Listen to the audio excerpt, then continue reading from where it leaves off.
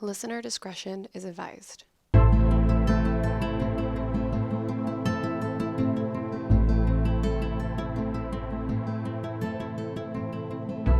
Hey everyone, welcome back to the I Should Totally Be Dead Right Now podcast, where we tell true stories of survivors of true crime, natural disasters, and everything else in between. And today's the first day of rain, so thank you. Yeah, it is quite nice. It is pouring outside. Yeah, it's just, it smells beautiful. It's like a fresh breath of air, and it's just like I want to cozy up and, drink some coffee. Yeah. I was loath to leave the house. Yeah, to come here.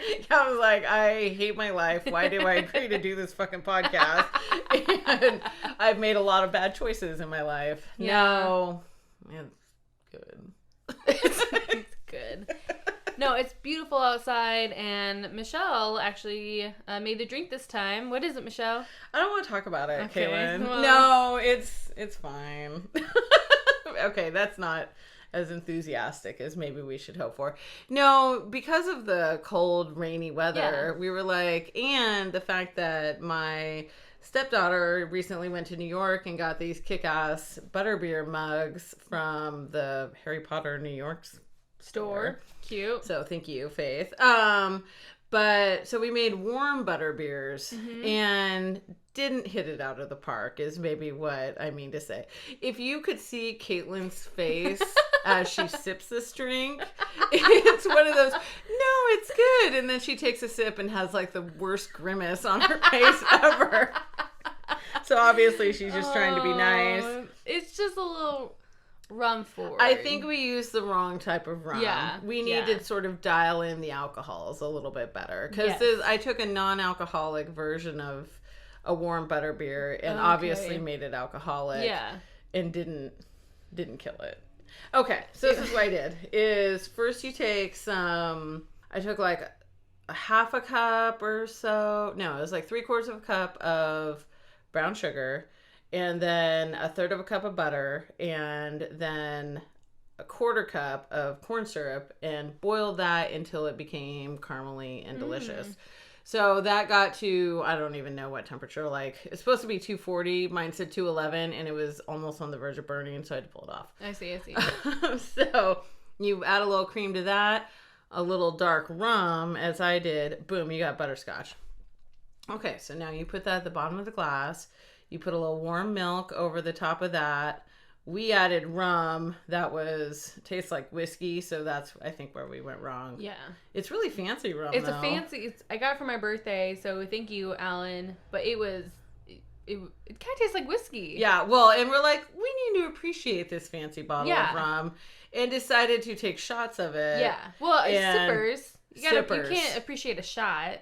Yeah, you're quite right. Well, I didn't appreciate the sipper or the shot.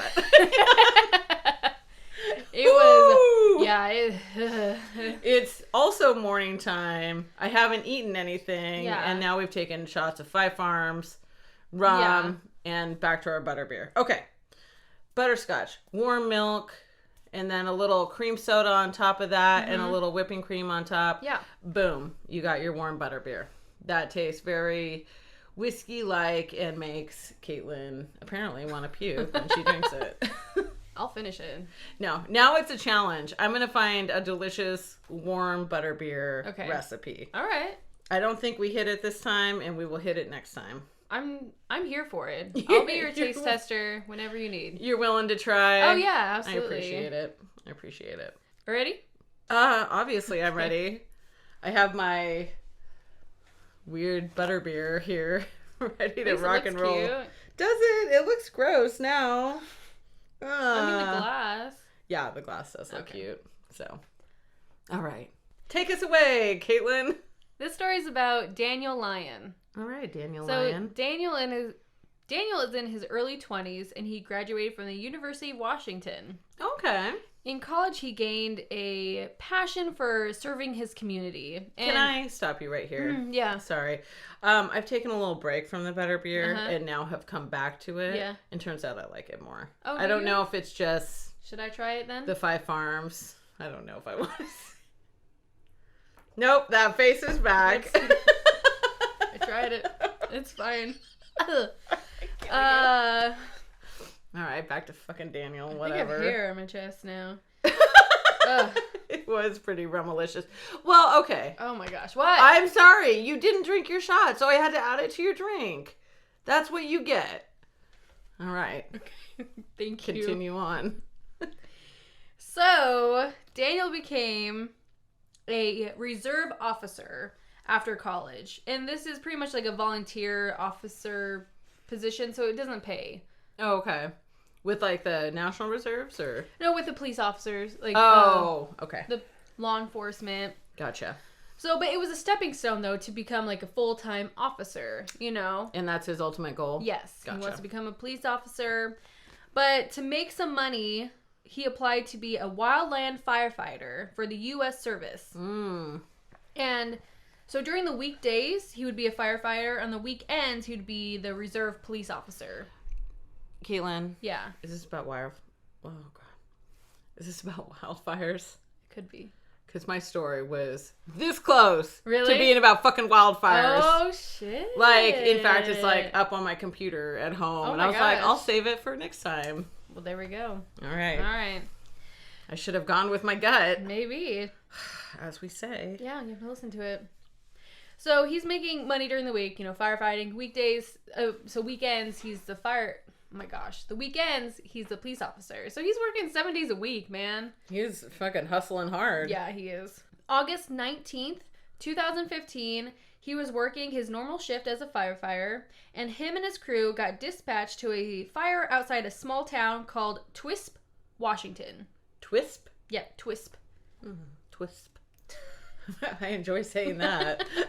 Twisp. Daniel and 3 others were working to provide structure protection to some of the houses that were at risk. Okay, so they're trying to prevent the houses from getting burnt down. Exactly. Yep. Okay. But then the wind drastically increased and it caused the fire to explode into an inferno. Oh, God. This is terrifying already. And this fire was coming straight for them. And that fire moves so fast. So fast. Incredibly fast. God. Daniel and his team jumped into the fire engine to get out.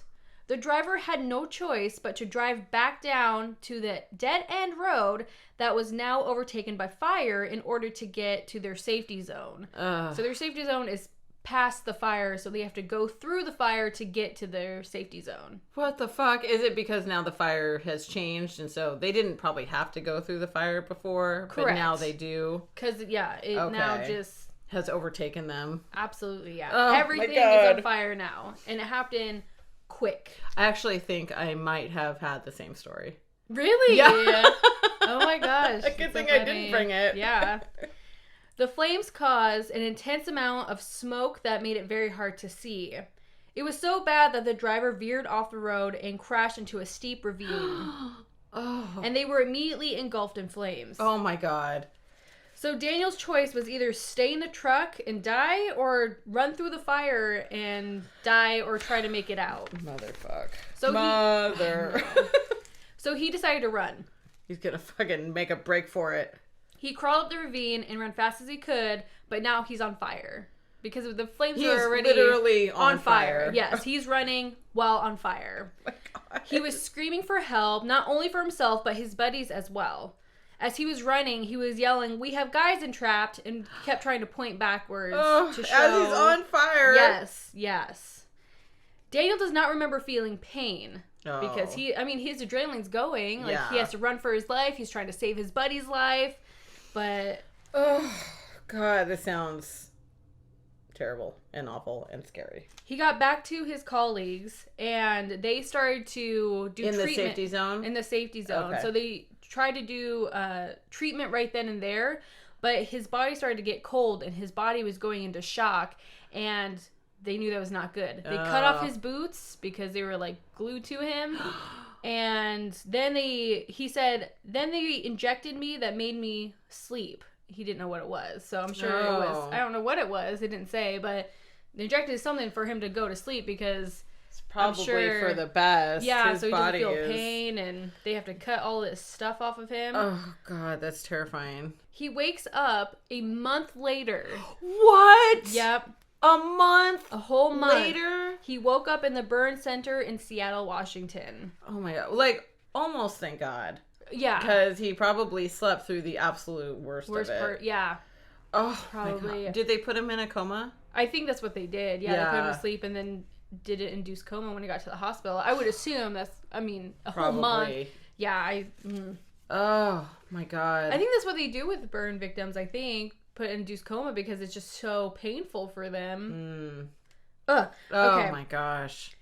Unfortunately, he's the only one that made it. Oh, and his colleagues did not. Or his buddies, his brothers.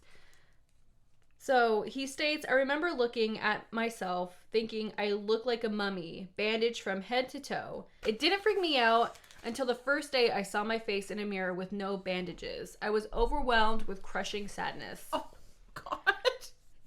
All of his fingertips had been amputated, and part of his ears were amputated as well. He went through several surgeries, but still needed a lot of grafting done, and more surgeries and countless hours of rehabilitative therapy. Oh. Daniel began hating his life. Oh, God. I know.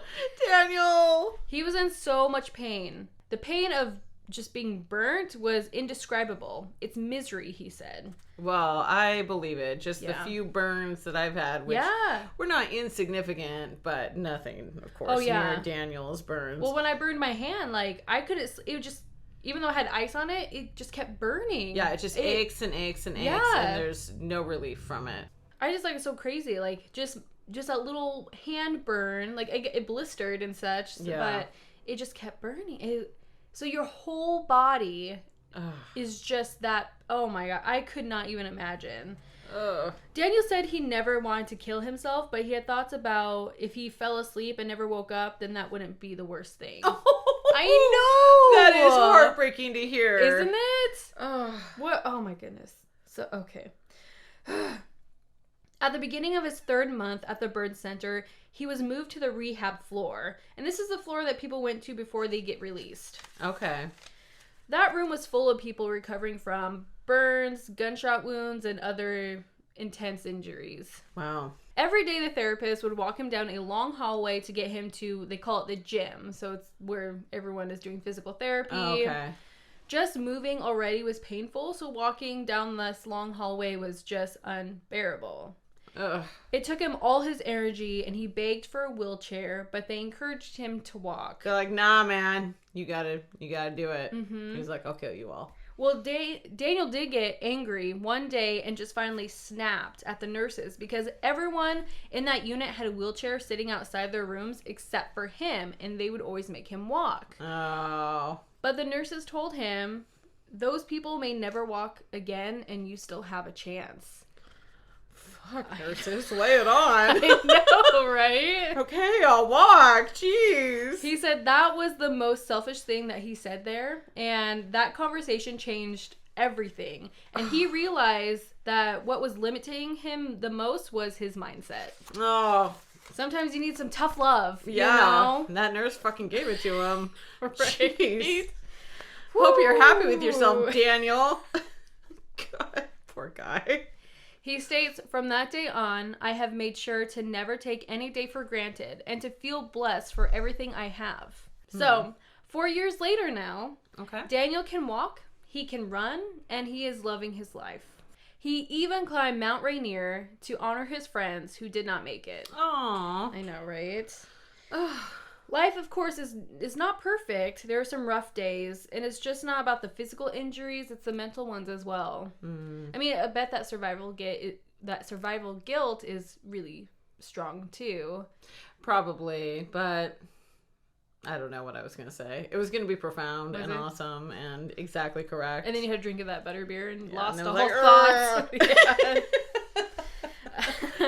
Well, just good job, Daniel. How's that? He says that 99.9% of people that he meets give him respect and, treat him like a regular person. But there's that 1%, like, people online that say rude things about his appearance. What? Are you serious? On his social media, yeah. Okay, those people can fuck themselves. Exactly. They can just hide behind a stupid keyboard. They can say whatever they want, just like that 1-star review we got on iTunes. You know what I was thinking of the other day What? is when we posted a picture on Music Day and the guy was like, "You're lame." Oh, yeah. And I was like, "You're more lame." That's what I wanted to I say. mean, if that's the worst we got was, you Yeah. guys are lame. It's like, fair Yeah. enough. It's like, I mean, beep, beep, beep, beep. I don't want anyone's like that where it's just all Yeah. swear words yeah, that's fine. and dropping I mean, fair enough. C-bombs or- Sometimes we're kind of lame. Like, you know, Yeah. it's oh, fine. Whatever. She's crying. I don't care. You need to stalk his just- profile. You know, and it's like, no, my nephews get bullied Yeah. from time to time. And it's like, what the F? Like, why? People in the world? What are you doing? Yeah. You Like, just- just why? I don't understand. Yeah. Bullies suck. Let's try to lift each other up, not Yeah. break each other down. Just because you feel shitty doesn't mean you make everyone else feel shitty. Thank you, Caitlin. Yes. Ugh. Anywho. All right. Daniel says never to give up, and the people that tell you you can't do something should just fuel you into... I thought you were going to say could just fuck off. And I was like, yeah, Daniel. No, fuel you into proving them wrong. Yeah. He loves it when people say that he can't do something, he just proves them wrong. He's like, watch me do it, because Yep. I'm going to do it right in your face. Daniel's goal is still to become a police officer. And he is back spending time at the police department. And so he gets to go on, you know, I would say ride-alongs, but he gets to participate. So he doesn't drive, he's in the passenger seat. But every time he's in the passenger seat, he just feels that love and passion again. So, Wow. I know. So hopefully, you know, he can get his own squad car. Yeah. And become a full-time policeman and... Live the dream. live the dream that he wants. He was scared with the whole amputating of his fingertips and not being able to move his hands, you know, because, you know, he was burnt to fire a gun, because that's one of the qualifications to become a police officer is to be able to... Where I'm like, squeeze. ha ha ha, no fingerprints. I will live a life The of perfect crime. crime. From now on. You can't catch me. As you probably catch me in the room. As of your whatever- hair is just everywhere. DNAs. Damn it, Caitlin, you're probably Sorry, right. yeah. Solve the crime. Dog hair, be like, This is goose hair. Yeah. I just spit everywhere, Caitlin. Oh my goodness. I think that Five Farms does have a little bit more alcohol. I guess so. I'm sorry, I doubted it. Because obviously I haven't drank that much of this butterbeer. Aww. Aw, Less, next more than you, time. though. Yeah, it is. Well, I'm telling my story, Michelle. I can't drink during it. Whatever. I can drink during my story. You do, yeah. I can multitask. It's a good talent. But good job, Daniel, and I really hope, because the update was in 2020, so I don't know about 2021 if he, you know. He's but killing it this year. He probably is. He probably is, absolutely. Like, his goal was to do that, and look at him. He's there. He's doing it. So, good job, Daniel. Keep up. Just keep inspiring. Oh, I know. I feel yes. so inspired. I feel like Fuck I should all just go those- run down a hill, or up a hill. Sorry. I can run down a hill. I don't know about running up it, but I feel like I can right now. Good job. Thank you. Running. All I imagine is you like running down this hill. It's like, I In the don't know rain. what. Yeah. Oh my gosh. Maybe. All right, Michelle, sorry. It's your turn about your story. Whatever. I don't even want to tell it. All right. Well, I am going to take us back to probably 2019. Probably. That sounds I good. don't have an exact date. Yeah.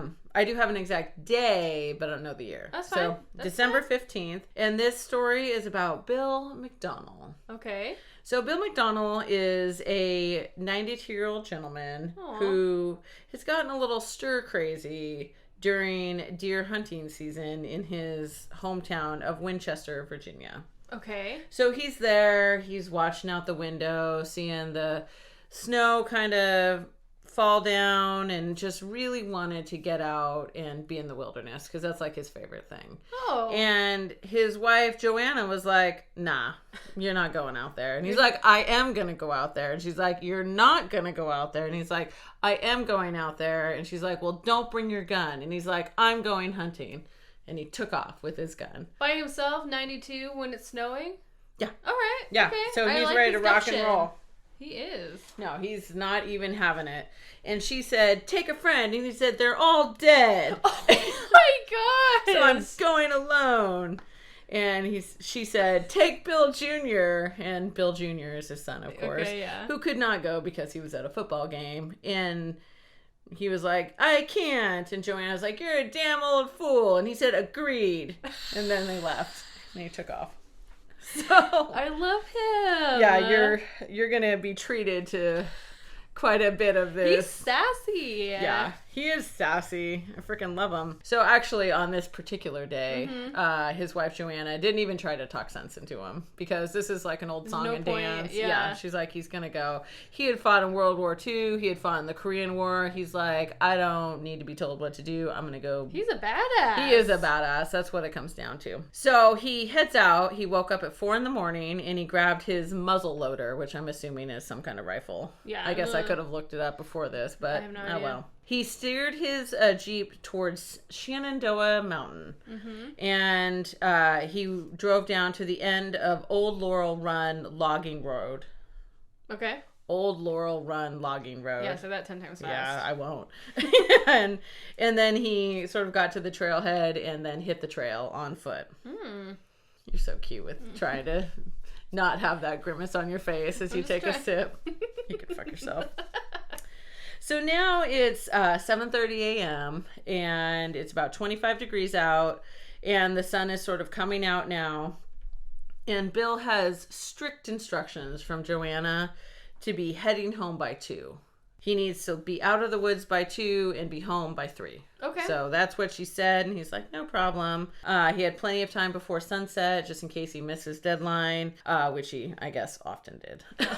So Cute. good old Bill. Not long into his hike, he finds this path that he didn't remember. And he was like, maybe this is a secret path to the king of all bucks. And I'm going to find, The best kill. the best kill, yes. So he went on this other trail. And so the temperature climbed up. Now it's into the 30s. And he veered off and back onto the trail, sort of looking for tracks, looking for signs on the trees that the bucks and deer have been through. He didn't actually want to kill it. He just wanted to sort of get a sight on it in his scope. Oh, okay. So he's just really kind of just enough to kind of get it going. But I mean, I think he understands that if he kills something, he's not going to have a way to really get it back just on for his sport. own. Yeah, he's just out to be in the woods and to see them. So around 11 a.m., he emerged into a clearing that's along this ridgeline. He realized that he had walked further than he suspected. And he's like, what the... I'm assuming fuck. Insert bad word expletive here. And he was just like, oh shoot, I gotta sort of find my way back. So he realized that his path up the mountain, he had sort of meandered quite a bit. So he sort of was going back and forth, and he figured he wasn't far from his Jeep as the crow flies, not necessarily via a trail. So he was like, I could probably take a shortcut and start sort of looking around. But then he's just like, no, maybe I shouldn't take a shortcut, because he sort of looks down at his left hand and he remembers a mishap he had in Hawaii where he and his wife had taken this once in a lifetime vacation for her 80th birthday. She needed an extra bag to like take souvenirs home or something. So he went to this little mall near the hotel, and on his way back he was like, ugh, I can't be bothered to take the long way back. I'm just gonna go down this embankment and skip over. And he ended up tripping and broke his wrist and hands, and now there were pins bolting his hand together. So he was like, maybe I shouldn't, but then he couldn't help himself. So Kind of sounds like how you're gonna be when you get older. oh my god, you nailed it, Caitlin. Oh my god. He just figured he'd be a little extra careful. Right. Okay. And he'd make his way. So he began cutting his own path through the brush. So Bill is up on a ridgeline, and so he is going to traverse his way down into a little bit more of a valley so he can sort of get up to the next ridgeline. That's his plan. And so before he heads down, he actually gets a call from Joanna. And he's like, who might this be? Ooh la la, Bill. And she's like, it sounds like you're still alive. End of conversation. And so funny. he's just like, all is well. So he figures he could drop down into the valley, maybe do a little bit more hunting, and then head back up onto the next ridgeline. So he does that, but then he's realizing the further he snakes down into the forest, the thinner and deeper the ridges become, and before long, it's just a long canyon. Canyon. and so he sort of follows the canyon along, and next thing he knows, he's looking down on this giant waterfall. So he says it's 100 or possibly 200 feet tall, and he's just like, oh crap, this isn't what I need. So he looks to his right, and he sees this like 20-foot high vertical rock, and he's just like, fuck it, I can climb that. What? What? So, oh my gosh. He's got the ravine behind him, and it's steep and long, and he's just like, oh crap. And then to his left, he has a slightly less vertical and more creviced area, so that's where he heads to. And this whole area is covered in these sort of roots that are sticking out of the dirt. Like, okay. I'm assuming where like the dirt has fallen off into this canyon. Okay. Yeah, okay. So he's just like, he had a plan. He's gonna climb up this ravine, up these like roots. He figured he could continue across and down the ridgeline and make it to his Jeep in time. Okay. Yeah. Oh, Bill. What a character. So Bill begins to climb. I was just like, he's amazing. 92. I know. Like, I would have been crying and probably like, right? I'm lost here forever. What am I going to do? But not Bill. Confidence, man. I love it. I know. Okay. So he grabs the fattest root and starts and sort of tugs on it to test whether it's, he's not going to careen down into the canyon.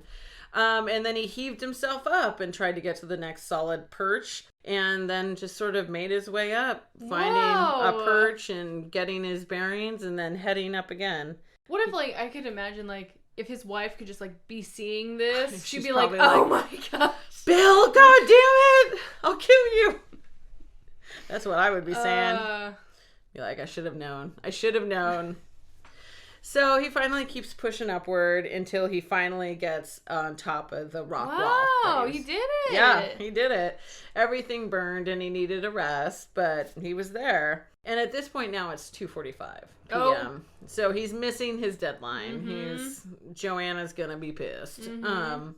Descending into the next valley, he came to a trail marked by white blazes. I'm actually not sure what that is. And he remembered his granddaughter had said that she had seen a waterfall and when she was out hiking, so he's like, she'll know where I am. I'll just call her. So he calls his granddaughter and is like, tries to describe the ravine and the rock wall and the white blaze trail, and that he thought would probably take him back to his Jeep. And he was like, it looks pretty easy. His granddaughter was like, no, I don't think that's the trail that you want. You should probably just head back up to the ridgeline and go the long way. Like, you need to quit trying to take these shortcuts. Right. He's like, nah, girl, I gotta figure it out. Oh my gosh. He actually realized that he was talking to dead air. His phone had died. Oh no. So he dug into his pants to look for the GPS device that he always brought with him, thinking that's smart. It's in case of emergency, and he went to go push it on, but he had forgotten to charge it. No! So really at this point he's got no way of anyone discovering where he is. Like, he's nothing on him that can help figure out where he is. Yeah. So he takes this trail that's sort of angling downward in the right direction. He's like, let's go. Let's do it.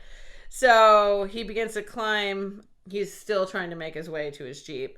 So he again tried to take another shortcut, and he began bushwhacking, like trying to make his way through the brush, stopping occasionally to adjust course. And he reached the valley. He was hoping to reach, but there was no road. It's clear that he is not where he thought he was. Oh my God. He's like, nope, I'm lost. He said to himself. But his eye had caught a stand of tall trees, and he remembered admiring those same trees back when he first started his hike. So he's like, I'll just make my way to those trees. So he was like, my car can't be that far off, so I'm just going to go. How bad could it be? So as it turns out, it could be very bad. So loggers had logged the area, and so he sort of figured it would just be easy walking through there. Okay. But turns out they leave behind all of the branches and everything. So the entire like floor of the forest is just covered in all these branches. And so he's just really having to like Step pick his over way and- through. Yeah, there's briars, there's vines, there's branches and all kinds of crap that just makes it really difficult to traverse this area, which he thought would just be like no problem. So he said to himself, crawling through barbed wire in Korea would have been easier than this. And he just realized he's moving slower and slower, and Joanna's be home by 3 p.m. deadline is Way long past. gone. Yeah.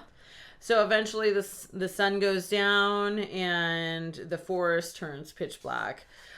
He hadn't brought a flashlight, and his legs are just quivering because at this point he's probably walked over 15 miles. That's in the snow, right? Well, actually, I don't know how snowy it is. It's really cold. I see. Okay. I think I did say it was snowing earlier, but I guess it just said winter. So I I see. think I took that for snow. Oh, So I think it's just cold, but Yeah. not necessarily wintry. it's so cold, Or man. snowy. So I apologize. And he said, McDonnell, you've really done it this time. You're one dumb son of a bitch. It says son of a bee, but I went ahead and just added in the extra. I think you're right. Yeah. I think I yeah. am. So Bill McDonnell Jr. Now, he's at that football game and he gets a text from his niece. It's like, hey, I heard from Grandpa around 2 and now I haven't heard from him in a while. He's not answering his phone because of course his phone is dead. Yeah. And Bill Jr.'s like, I'm sure he just ignored you and took a shortcut. Which in fact he did. Yeah. Bill Jr. knew that his dad was in good shape. He could probably easily cover 10 miles with all of his winter gear on. But he'd becoming more forgetful as he'd gotten older. And so they decided to call 911. They're like, he may be in trouble. So Bill heads to Winchester, where he finds his mom in a complete panic. Aww. Because Bill Sr. is not home. She's rifling through all of her paperwork to figure out what to do in case he's dead. And she's just like losing her mind. And so he's like, we're gonna work this out. So they call Captain Wesley Dellinger of Shenandoah County Sheriff's Office. Okay. And they spring into action to try to find our missing Bill. Having made a few wrong turns in the woods himself, he was like, yeah, I can see how easy it could get lost out here. You think you know where you are, and then all of a sudden you don't know where you are. So he ordered a command post to be set up near the trailhead where Bill first started. At this point, it's about 6:30 p.m., and they assembled personnel from an hour's radius in every direction. So they had people coming from all over to come help look for Bill. That's great. They had his last location, but unfortunately it was far too rugged and remote to try to even attempt a ground search for him at that point. There was no moon above, it's dark out, so it's just not safe for the others to go out. Okay. So they had to kind of bring everyone back, and then around 9 p.m. they decided to send up a helicopter. Oh, okay. And so at 9:45, Bill out in the woods hears this whoop whoop whoop. You're welcome. Yeah, for that's the great. flop flop flop.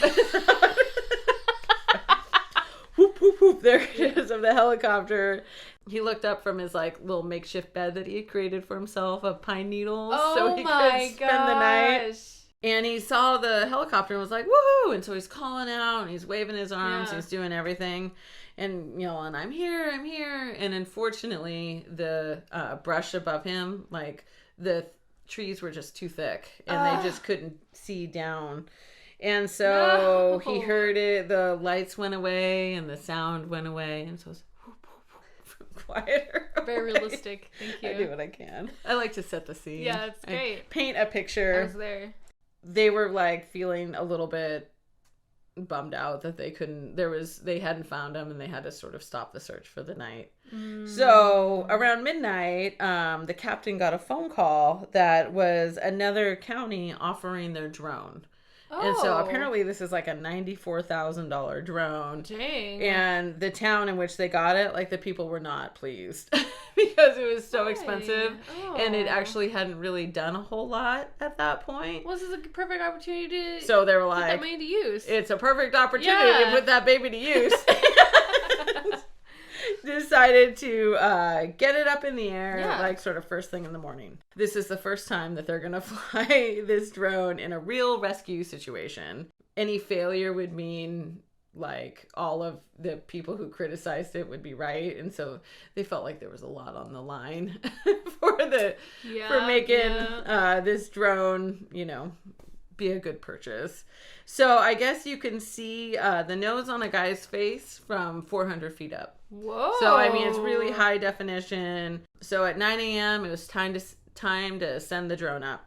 So they worked the joysticks and they worked out the adjustments and started sending the drone looking through the tall trees. So all the while they're getting this drone set up, Bill awakens in the forest. And he gets up and... So he survived the night. Like, yeah, he survived the night. Cold and... Fortunately, he had a lot of winter gear on. Oh, that's and good. Okay. He's no stranger to sleeping out of doors due to the wars he was in. Oh, of course. And so he just hunkered down and... Made his bed. Made his bed of pine needles. And then here we are, 7 a.m. He got a few snacks, ate a little bit, and now he's ready to get up and sort of see where he is. And he looks up and there's that damn stand of trees that he had been trying to get to, like a few hundred yards away. And he's like, oh my goodness. You gotta be kidding me. It was right there, but you know, it had gotten so dark and everything. So it took him about 15 minutes to get to that big, the big trees. From there, he's able to sort of get back up to the ridgeline. So out of the valley and back up to a higher spot. So he really began pushing himself because at this point he figures there's people out tracking him. Right. And he wants to beat those trackers to his Jeep so they don't have to rescue him. He can rescue himself. Oh my gosh. That's so funny. I know. I love Bill. But the deputies had the drone up and after about 20 minutes in the air, the battery showed to only 25%. And so they're like, we're going to have to bring it back and recharge it or switch out the battery and then they'll get it back up in the air. But they flew over the ridgeline with the tall trees and they saw this neon orange dot moving through the trees and they realized it was his hunting cap. So they had found Bill's hat. Yay! And they're like, I think we have At this point now, Bill is walking even more briskly because I think he like somehow knows that they're on his trail and he wants to get there faster. So he's hustling. Oh my goodness. And then he sees this large black animal come like bounding towards him. Oh my gosh. out of the forest. And he's like, oh shit, is that a bear? Because he had seen some like animal poop droppings, and stuff. okay. Droppings. Thank you for being nice about it. And before he actually could reach for his gun, he realized it was a dog. Oh. So when he saw the dog, he realized that he in fact had been tracked down. Right. and he heard a voice calling, Bill McDonnell. And he's like, I'm up here. Dang it. The damn trackers had beaten him after all, is what it says. And he goes on that it's not that he's not thankful for the neat little contraption that helped rescue him and all for the young people who trapeze through the cold forest in search for an old timer. But he was more embarrassed and frustrated with all the fuss.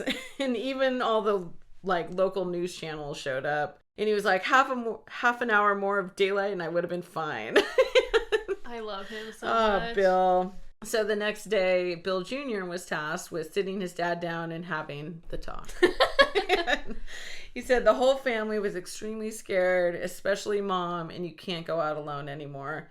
And Bill agreed to swear he wouldn't go out hunting or hiking alone.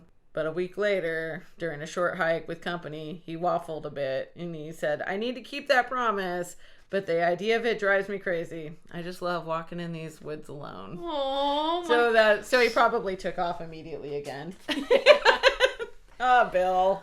Wow. I wish I'm like in that good a shape and mindset when I'm 92. That's amazing. I know. I'm going to just be pissed off about my damn puzzles or something.